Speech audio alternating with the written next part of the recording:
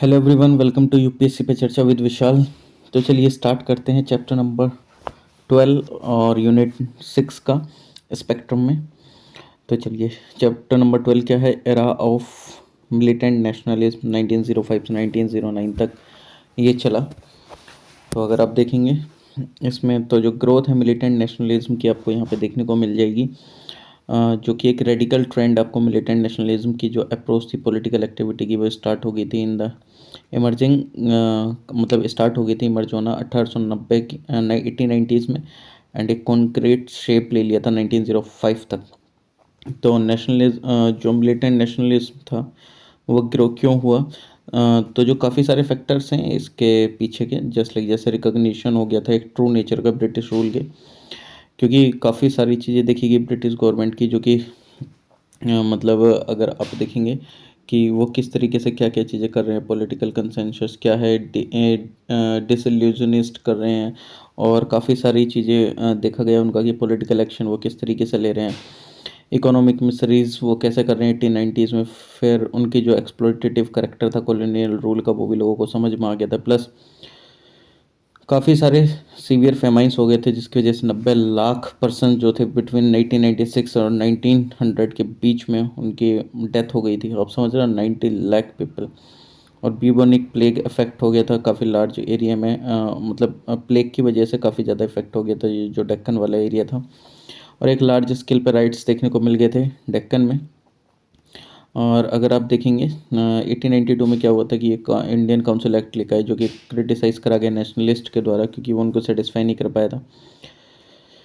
1897 में जो नाटू ब्रदर्स थे उनको डिपोर्ट कर दिया गया था बिना किसी ट्रायल के, एंड जो तिलक एंड जो अदर्स थे उनको इम्प्रिजन कर दिया था चार्जेस लगा के सेडिशन के। 1898 में जो रिप्रेसिव लॉज थे अंडर आईपीसी के सेक्शन 124 ए में, वो फर्दर एम्पलीफाइड कर दिए गए थे with new provisions under IPC section 156 ए। 1899 में जो काफ़ी सारे जो नंबर ऑफ इंडियन मेंबर्स थे कलकत्ता में, उनको कॉरपोरेशन करके रिड्यूस कर दिया गया था। 1904 में अगर आप देखेंगे तो जो ऑफिशियल सीक्रेट एक्ट था उसको कर्व कर दिया गया था, उसने कर्व कर दिया था फ्रीडम ऑफ प्रेस को। और 1904 में जो इंडियन यूनिवर्सिटीज़ एक्ट था उसका इंश्योर करा गया था एक ग्रेटर गवर्नमेंट कंट्रोल करा गया था ओवर यूनिवर्सिटीज़, जो कि डिस्क्राइब करा जाता है एज अ फैक्ट्री जो कि प्रोड्यूस कर रही हैं पॉलिटिकल रिवोल्यूशनरीज। जो ब्रिटिश रूल था वो काफ़ी ज़्यादा एक मतलब कोई भी एक लॉन्गर प्रोग्रेसिव सोशली या कल्चरली नहीं हो रहा था ये, जबकि सप्रेस कर रहा था जो भी हम स्प्रेड कर रहे थे उस समय पे लोग, education, mass and technical education वगैरह इन सबको। ग्रोथ देखने को मिली कॉन्फिडेंस की एंड सेल्फ रेस्पेक्ट की लोगों के बीच में, जैसे कि जो तिलक थे, अरविंदो घोष थे एंड बिपिन चंद्रपाल थे, उन्होंने रिपीटेडली अर्ज करा लोगों से नेशनलिस्ट की चीज़ों पे, ठीक। और एक फीलिंग जो एक फीलिंग थी वो आ रही थी काफ़ी लोगों के बीच में, और उन्होंने ब्रिटिश कॉलोनियल गवर्नमेंट के खिलाफ भी लड़ाई लड़ना चालू कर दिए थे धीरे धीरे। ग्रोथ ऑफ एजुकेशन अगर हम देखें तो एक तरफ तो स्प्रेड ऑफ एजुकेशन कर रहे थे, यानी कि फैला रहे थे, और एक इसकी वजह से क्या हो रहा था, अवेयरनेस हो रही थी लोगों के बीच में, और दूसरी तरफ क्या हो रहा था कि एक अनएम्प्लॉयमेंट का राइज देखने को मिल रहा था, और जो अंडर एम्प्लॉयमेंट देखने को मिल रहा था एजुकेटेड लोगों के बीच में भी, और जिसकी वजह से लोगों का ध्यान poverty and under developed state पर गया कंट्रीज़ के, ठीक। जो कि उस समय पे इस चीज़ से लोग काफ़ी इफेक्ट हो रहे थे। और इंटरनेशनल इन्फ्लुएंस आपको देखने को मिलेगा, रिमार्केबल प्रोग्रेस कर ली गई थी किसके द्वारा, जापान के द्वारा 1868 के बाद से। और एक इमरजेंस हुआ था एक इंडस्ट्रियल पावर का, जिसने कि काफ़ी सारी लोगों का जो ध्यान केंद्रित करा, लोगों की आंखें खोली इंडियंस की एक इकोनॉमिक प्रोग्रेस को लेके, कि पॉसिबल है ये एशियन कंट्री में बिना किसी एक्सटर्नल हेल्प के। अगर आप देखेंगे तो डिफीट देखने को मिली इटालियन आर्मी की इथोपियंस के द्वारा 1896 में। बोयर वॉर्स देखने को मिला 1899 से 1902 में, जहाँ पे जो ब्रिटिश हैं उन्होंने काफ़ी ज़्यादा रिप्रेशन फेस करा। जापान की विक्ट्री हुई रशिया के ऊपर, और जो एक मिथ था डिमोलिश हो गया, ये जो मिथ था कि यूरोपियन की पावर के एक तरीके से। तो जो नेशनलिस्ट थे वो भी इंस्पायर हुए काफ़ी सारे नेशनलिस्ट मूवमेंट को देख के वर्ल्ड वाइड, जैसे कि Ireland, Russia, Egypt, Turkey, Persia, China वगैरह ये सब। तो इंडिया ने भी रियलाइज़ करा कि एक यूनाइटेड पीपल कुछ भी कर सकता है एक तरीके से, और फिर लोग सेक्रीफाइस के लिए भी रेडी हो गए। और रिएक्शन देखने को मिला इंक्रीजिंग वेस्टर्नाइजेशन के प्रति, यानी कि काफ़ी ज़्यादा जो वेस्टर्नाइजेशन बढ़ रहा था, तो जो न्यू लीडरशिप थी उसने फील करा कि जो स्ट्रॉन्ग होल्ड है वो आपको एक्सेसिव वेस्टर्नाइजेशन की तरफ लेके जा रहा है, और ये सबमर्ज कर रहे हैं इंडियन की जो नेशनल आइडेंटिटी है अपने वेस्टर्नाइजेशन की वजह से। ठीक, इंटेलेक्चुअल एंड मॉरल इंस्पिरेशन देखने को मिली न्यू लीडरशिप की, जो कि इंडियन थी। और जो इंटेलेक्चुअल्स थे जैसे कि स्वामी विवेकानंद, बंकिम चंद्र चटर्जी एंड स्वामी दयानंद सरस्वती, इन्होंने इंस्पायर करा काफ़ी यंग नेशनलिस्ट को, उनके जो तरीके थे ठीक उनसे। और क्या करा गया साथ में, बेसिकली एक लोगों के बीच में एक भावनाओं को उत्पन्न करा गया, अलग अलग तरीके से आइडियोलॉजीज को उत्पन्न करा गया। जो थिंकर्स थे उन्होंने जो ये मिथ था वेस्टर्न सुपीरियरिटी का, उसको तोड़ने की पूरी कोशिश करी। और दयानंद ने अपना एक पॉलिटिकल मैसेज भी फैलाने की कोशिश करी कि इंडिया जो है वो इंडियंस का है। ओके, डिससेटिस्फेक्शन देखने को मिला with the achievement of moderates, यानी कि जो यंगर एलिमेंट्स थे विद इन द कांग्रेस वो डिससेटिस्फाइड थे अचीवमेंट को देख के मॉडरेट्स की। During the first 15 to 20 years ये स्ट्रांगली क्रिटिकल थे इनके मेथड को लेके, पीसफुल एंड कॉन्स्टिट्यूशनल एगिटेशन वाला जो मेथड था इनका, जो कि ये 3P पे वर्क करते थे, क्या, prayer, petition and protest. And इस मेथड को डिस्क्राइब करा गया एज अ पॉलिटिकल मेंडिकेंसी। और जो अगर आप देखेंगे रिएक्शनरी पॉलिसीज़ थी जैसे कर्जन की, तो जो एक शार्प रिएक्शन देखने को मिला एक इंडियन के माइंड में, जो कि कर्जन ने जब 7 साल रूल करा था भारत पे, जो कि एक पूरा एक मिशन से ही था, एक काफ़ी सारे मिशंस आए, कमीशंस आए, वो मिशंस वो काफ़ी सारी चीज़ों का इसने रिफ्यूज़ कर दिया रिकग्नाइज करने को India as a nation, and insult करा इंडियन नेशनलिस्ट का एंड इंटेलिजेंशिया को डिस्क्राइब करके एक्टिविटीज़ को कि ये लेटिंग ऑफ गैस, इन्होंने डेरोगेटरीली इंडिया के करेक्टर को मतलब काफ़ी इन जनरल लिया चीज़ों को। और एडमिनिस्ट्रेटिव मेजर जो कि अडॉप्ट करे गए इस रूल के समय, जो ऑफिशियल सीक्रेट एक्ट लाया गया, Indian university act, Kolkata corporation act लेके आए, और जो पार्टीशन ऑफ बंगाल वाली चीज़ लिखा है, और इससे लोगों के दिमाग में गहरा प्रभाव पड़ा ब्रिटिश रूल के खिलाफ। एक्सिस्टेंस देखने को मिला मिलिटेंट स्कूल ऑफ थॉट का 20वीं सेंचुरी तक। तो जो एक नेशनलिस्ट थिंकर्स का जो एक बैंड था वो इमर्ज हुआ, और उन्होंने एडवोकेट करा एक मिलिटेंट अप्रोच को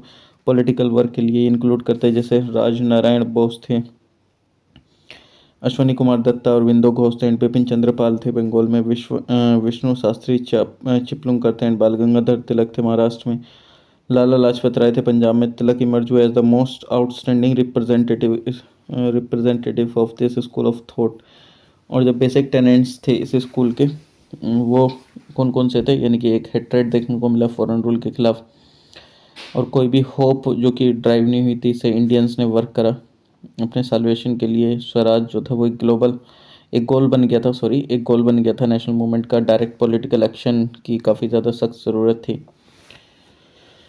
बिलीफ देखने को मिला लोगों में in the capacity of the masses, की चैलेंज कर सकते हैं हम सारे एक साथ इकट्ठा होकर इनकी अथॉरिटी को, और पर्सनल सेक्रीफाइसेस की ज़रूरत है एक ट्रू नेशनलिस्ट के, तो उसको हमेशा रेडी रहना चाहिए इन सब चीज़ों के लिए। इमरजेंसी देखने को मिला ट्रेंड लीडरशिप का, जो न्यू लीडरशिप थी वो प्रोवाइड कर रही थी एक प्रॉपर चैनलाइज के थ्रू, एक काफ़ी ज़्यादा उसके अंदर पोटेंशियल भी था जिससे कि पॉलिटिकल स्ट्रगल कर सके, और जिससे कि मासेस को, जो लोग हैं उन सबको एक साथ लाया जा सके।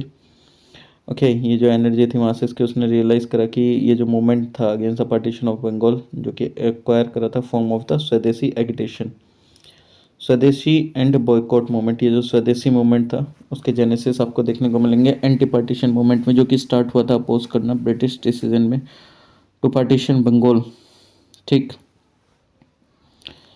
पार्टीशन ऑफ बंगाल देखने को मिला जो कि डिवाइड करता है लोग, टू डिवाइड पीपल, मतलब जिससे कि लोगों को डिवाइड करा जा सके। तो ब्रिटिश गवर्नमेंट ने डिसीजन लिया कि वो पार्टीशन करेंगे किसका, बंगाल का, और इसको पब्लिक करा दिसंबर 1903 में। और जो आइडिया था दो प्रोविंसेस थे, जैसे कि बंगाल ने कॉम्प्राइज करा western Bengal as well as the provinces जो कि बिहार एंड उड़ीसा के, एंड जो ईस्टर्न बंगाल था एंड असम था। बंगाल ने रिटेन करा कोलकाता को एज इट्स कैपिटल, वाइल जो ढाका था उसको कैपिटल बनाया ईस्टर्न बंगाल का। और जो ऑफिशियल रीजन था इस डिसीजन को वो ये था कि जो बंगाल है उसमें पॉपुलेशन 78 बिलियन है, ठीक है। तो ये एक काफ़ी बड़ी प्रॉब्लम है एडमिनिस्टर करने के लिए, और एडमिनिस्टर अच्छे से नहीं हो पा रहा है। तो उन्होंने स्टेट करा कि ये जो पार्टीशन है वो हेल्प करेगा डेवलपमेंट करने में आसाम वगैरह का, और जितने भी जो रिस्ट्रिक्शन वाली जो एरियाज़ वगैरह उनका। और ये कुछ हद तक सही भी था, बट जो रियल मोटिव था इसके पीछे पार्टीशन प्लान के वो ये था कि जो ब्रिटिश की डिज़ायर थी कि वीक करना है बंगाल को, क्योंकि एक नर्व सेंटर बन चुका था इंडियन नेशनलिज्म का। ठीक। तो उन्होंने काफ़ी हथकंडे अपनाए इस एडमिनिस्ट्रेशन को डिवाइड करने के लिए। उन्होंने on the basis of language divide करने की कोशिश करी, रिड्यूस करा बंगालीज को to a minority in Bengal itself. और इन द न्यू प्रपोजल जो बंगाल था वो प्रॉपर, उसमें कितने थे, 17 मिलियन बंगालीज थे एंड 37 मिलियन हिंदू थे एंड उड़िया स्पीकर्स थे। And on the basis of religion divide करने की कोशिश करी कि जो वेस्टर्न हाफ है वो हिंदू मेजोरिटी एरिया है जिसमें 42 मिलियन जो लोग हैं आउट ऑफ 54 मिलियन हैं, और ईस्टर्न हाफ जो है वो एक मुस्लिम मेजोरिटी एरिया है, 18 मिलियन लोग हैं 31 मिलियन में से। ठीक। मतलब पूरा एक ये चरम सीमा पे कोशिश कर रहे थे पूरा अच्छी तरीके से डिवाइड करने की। ओके। और इन्होंने मुस्लिम्स को भी काफ़ी ज़्यादा मतलब बहलाने फुसलाने की कोशिश करी कि अरे देखो आपका रिप्रेजेंटेशन नहीं हो रहा है, ये वो इस तरीके से। तो ये क्लियर था कि जो गवर्नमेंट थी वो अपनी ओल्ड पॉलिसी ही कर रही है कि मुस्लिम कम्युनिस्ट को अलग करना, हिंदू को, इन सब लोगों को अलग करने एक तरीके से। तो एंटी पार्टीशन कैंपेन स्टार्ट हो गए थे अंडर मॉडरेट्स 1903 और 1905 के बीच में। तो इन द पीरियड ऑफ 1903-1905 तो जो लीडरशिप थी वो प्रोवाइड करेगी किन के द्वारा, सुरेंद्रनाथ बनर्जी, के मित्रा एंड पृथ्वीश चंद्र राय के द्वारा ये जो मेथड था अडॉप्ट करा गया पटिशन का to the government, public meetings, memoranda and propaganda through pamphlet and newspaper, जैसे कि हिताबदी, संजीवनी एंड बंगाली के द्वारा इनका जो एक प्रोपेगेंडा था वो फैलाने की कोशिश करी गई। इनका ऑब्जेक्टिव था एक्सर्ट करने एक सफिशिएंट प्रेशर गवर्नमेंट पे एक एजुकेटेड पब्लिक ओपिनियन के थ्रू इंडिया में एंड इंग्लैंड में प्रिवेंट करने के लिए अनजस्ट पार्टीशन बंगाल का फ्रॉम बीइंग इम्प्लीमेंटेड, और इग्नोर करा गया एक loud public opinion against the partition proposal. और जो गवर्नमेंट था उन्होंने अनाउंस करा पार्टीशन ऑफ बंगाल इन जुलाई 1905। और विद इन डेज जो प्रोटेस्ट मीटिंग्स थी वो हुई छोटे छोटे टाउनों में ऑल ओवर बंगाल। और it was in these meetings की जो प्लेस था टू बॉयकॉट करना फॉरेन गुड्स का वो लिया गया। और 7 अगस्त 1905 में with the passage of the boycott resolution लिया गया इन अ मासिव मीटिंग जो कि हुई थी कलकत्ता टाउन हॉल में। और जो फॉर्मल प्रोक्लेमेशन था स्वदेशी मूवमेंट का वो हुआ। इसके बाद क्या था, जो लीडर थे उन्हें डिस्पर्स करा गया अदर पार्ट्स में बंगाल के प्रोपेगेट करने के लिए मैसेज बॉयकॉट करा जाए मैनचेस्टर क्लॉथ को एंड लिवरपूल शॉल्ट को। ठीक, जो कि वहाँ पे बन के आ रहे थे। अक्टूबर 16 1905 में तो जो डे था पार्टीशन करना फॉर्मली वो आया इन फोर्स और ऑब्जर्व करा गया as a day of mourning throughout Bengal. और जो पीपल थे उन्होंने फास्ट रखा और गंगा में नहाए एंड वॉक करा बेयर फुट इन प्रोसेजन और गाया वंदे मातरम। ठीक,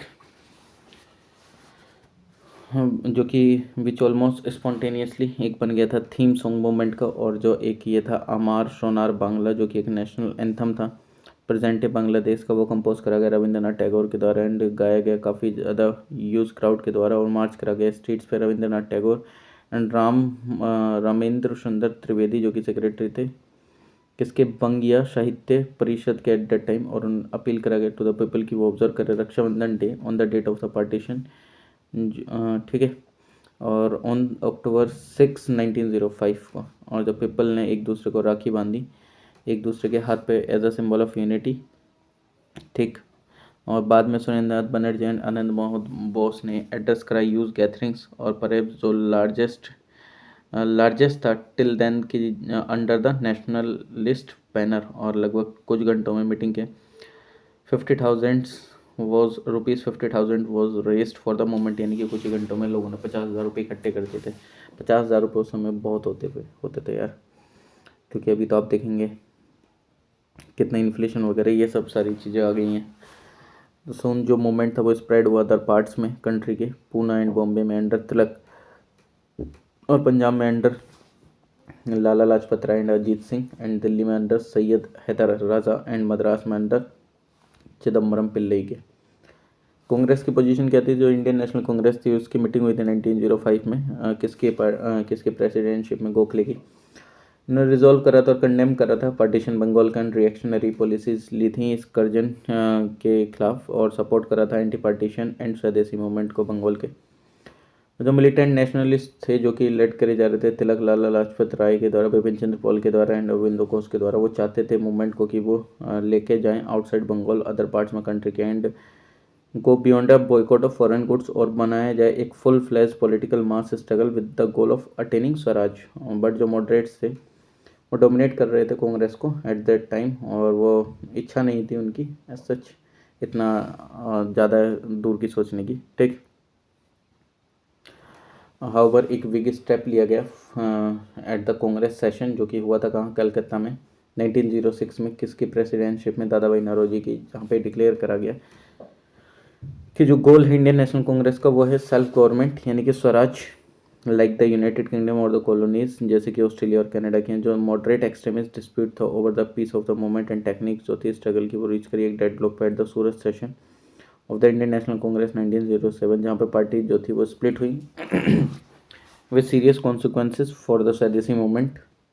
जो मूवमेंट था वो अंडर एक्सट्रीमिस्ट लीडरशिप आया, और आफ्टर 1905 जो एक्सट्रीमिस्ट थे उन्होंने एक्वायर करा एक dominant influence over the Swadeshi movement in Bengal, और 3 रीजन दिए गए इसके लिए कि जो मॉडरेट लेड मूवमेंट फेल हुआ रिजल्ट के टू ईल्ड रिजल्ट्स, और जो डिविजिव टैक्टिक्स देखने को मिली गवर्नमेंट की, और both the Bengal had embittered the nationalist, और जो गवर्नमेंट थे उन्होंने रिस्टोर करा सप्रेसिव मेजर्स जो कि इंक्लूड करते हैं एट्रोसिटीज जो होती थी स्टूडेंट पे, और काफ़ी many of home work given corporal punishment, ban लगाया गया पब्लिक सिंगिंग पे, वंदे मातरम की रेस्ट्रिक्शन लगाया गया, पब्लिक मीटिंग्स पे प्रोसिक्यूशन एंड लॉन्ग इम्प्रिजनमेंट करा गया स्वदेशी वर्कर्स का।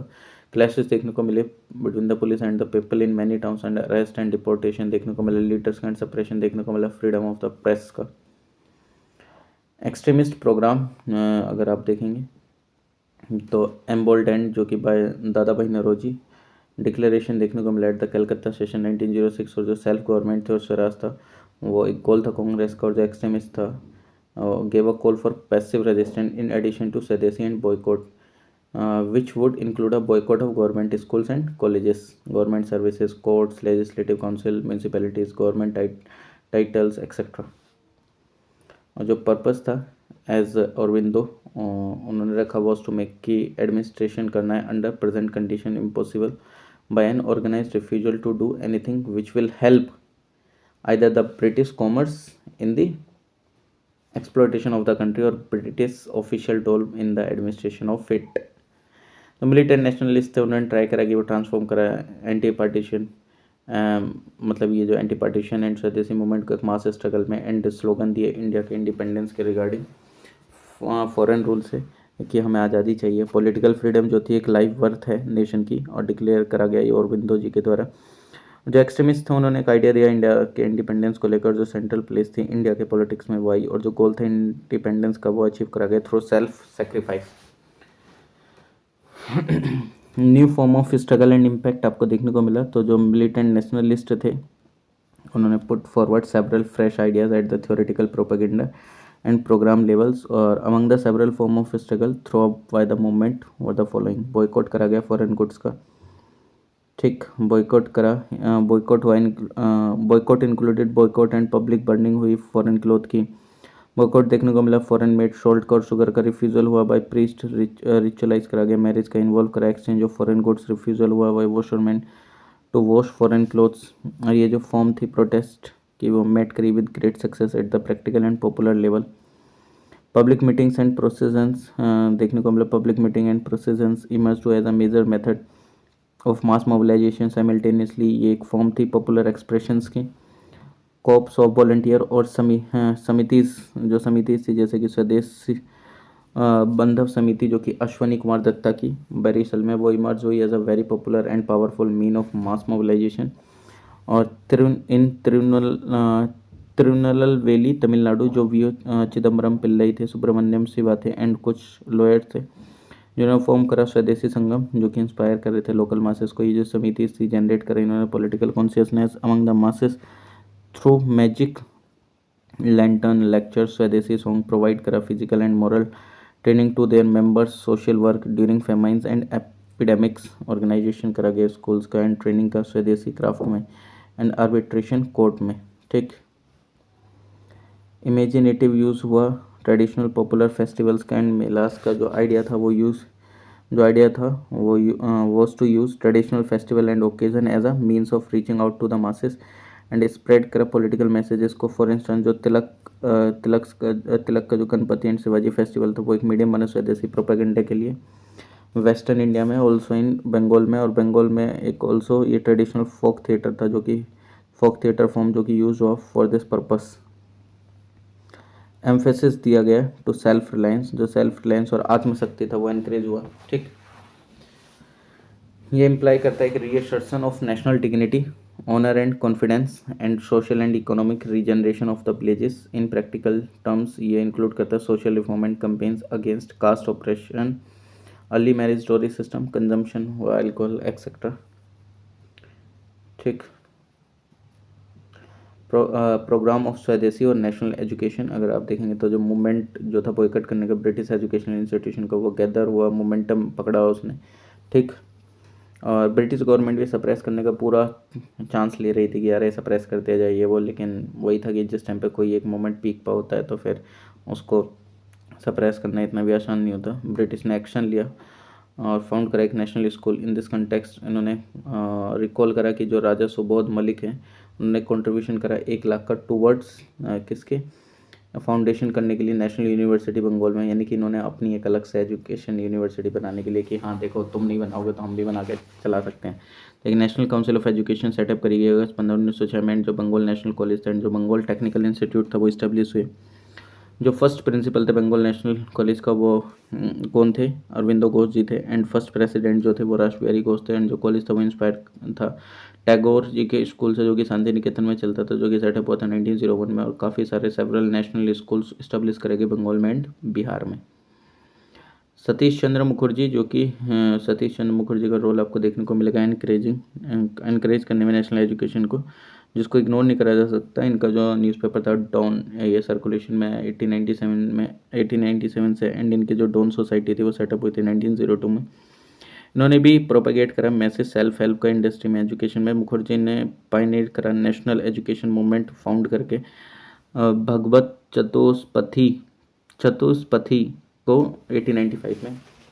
और एक लीडिंग पार्ट आपको देखने को मिला फॉर्मेशन में नेशनल काउंसिल ऑफ एजुकेशन के। एंड बाद में ये एक लेक्चरर बने in the Bengal National College. And इनका जो प्रिंसिपल था व्हेन अरविंदो घोष रिजाइन, तो नेशनल काउंसिल ऑफ एजुकेशन थे वो सेटअप हुई ऑर्गेनाइज करने के लिए एक system of education literary scientific and technical on national lines and under national control. Education जो थी वो इम्पार्टेड हुई through the vernacular medium. Funds जो थे वो रेज हुए सेंड करने के लिए student to Japan for advance learning.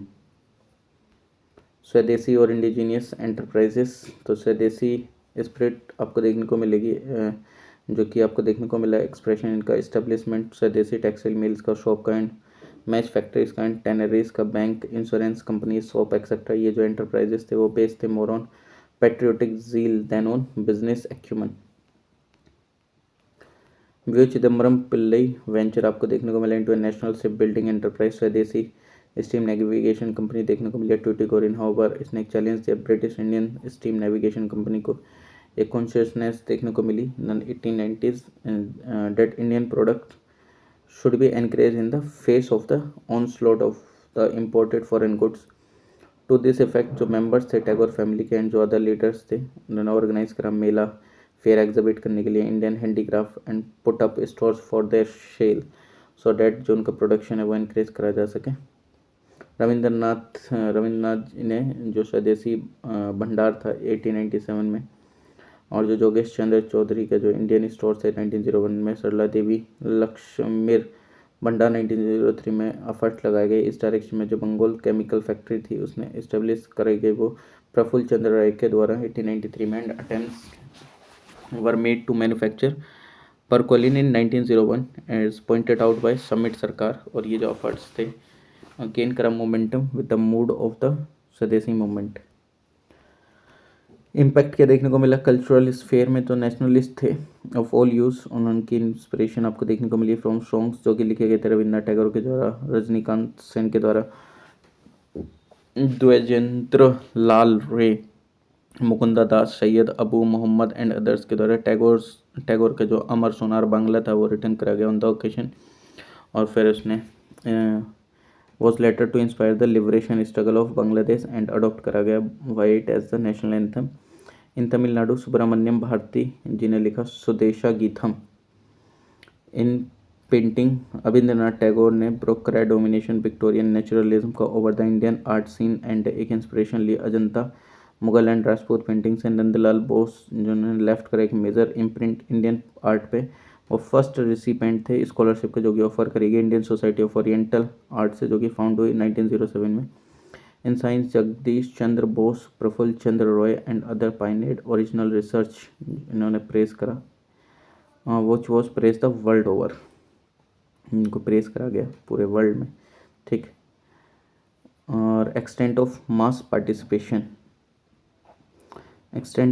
Participation जो स्टूडेंट्स थे वो भी आए लार्ज नंबर में, उन्हें प्रोपेगेट करें, प्रैक्टिस करा स्वदेशी को, एंड एक लीड ली ऑर्गेनाइज करने में। पिकेटिंग शॉप, सेलिंग करा फॉरेन गुड्स का स्टूडेंट्स जो थे उन्होंने पार्टिसिपेशन करा, जो कि विजिबल देखने को मिलेगा आपको बंगाल में, महाराष्ट्र में, स्पेशली पूना में, एंड काफ़ी पार्ट्स में साउथ में, गुंटूर, मद्रास, सलेम में। पुलिस ने अडोप्ट करा एक repressive attitude towards the student. School and colleges जो थे, जो कि स्टूडेंट ने पार्टिसिपेट करा इन द एगिटेशन, उनको पेनलाइज करा गया बाय डिसएफिलिएटिंग देम और stopping of grants and privileges to them. Student जो कि जिनको गिल्टी फाइंड आउट करा गया पार्टिसिपेशन की वजह से, उनको डिस्क्वालीफाई कर दिया गया फॉर गवर्नमेंट जॉब्स और for government scholarship. Disciplinary action लिया गया, फाइन, एक्सप्लोजन, अरेस्ट, बीटिंग करा गया, और उनको वुमेन जो कि ट्रेडिशनली होम सेंटर्ड थी, स्पेशली जो तो अर्बन मिडिल क्लास थे, उन्होंने एक्टिव पार्ट लिया in processions and picketing. From now onwards they were to play significant role in the national movement. Stand of Muslim, अगर मुस्लिम्स का स्टैंड देखा जाए तो जो कुछ मुस्लिम्स थे उन्होंने पार्टिसिपेट करा। ठीक, पार्टिसिपेट करा, जैसे कि अगर आप देखेंगे बैरिस्टर अब्दुल रसूल करके, लियाकत हुसैन गजनबी, मौलाना आज़ाद, इन्होंने ज्वाइन करा one of the revolutionary terrorist group. But most of the upper and middle class Muslim थे वो इससे काफ़ी दूर रहे, जो कि लेड करा जा रहा था नवाब सलीमुल्लाह के द्वारा। डक्का के सपोर्ट करा partition on the plea that it would give them a Muslim majority East Bengal. और फर्दर जो गवर्नमेंट थी, टू फर्दर गवर्नमेंट इंटरेस्ट, तो जो ऑल इंडिया मुस्लिम लीग थी उसने प्रोप्ट करा upon December 30, 1905 as an anti Congress front, and reactionary element लिए गए like Nawab Salimullah of Dacca were encouraged also. जो नेचर था स्वदेशी मूवमेंट का विद लीडर्स, वो इवोक करा उसने हिंदू फेस्टिवल को एंड गोडेसेस को for inspiration, and tend to exclude the Muslims. ठीक। Labour unrest and trade union,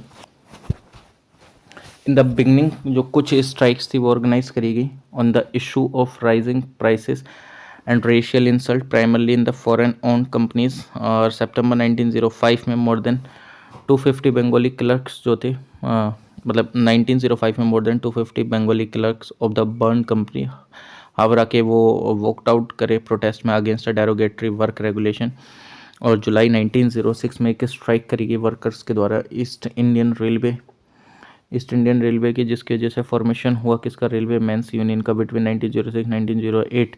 strike देखने को मिली जूट मिल्स में, जो कि काफ़ी फ्रिक्वेंट थे एट टाइम्स, इफेक्ट करा out of 18 mills. Subramania Siva and Chidambaram Pillai ने काफ़ी स्ट्राइक करी in Tuticorin and Tirunelveli in a foreign owned cotton mill.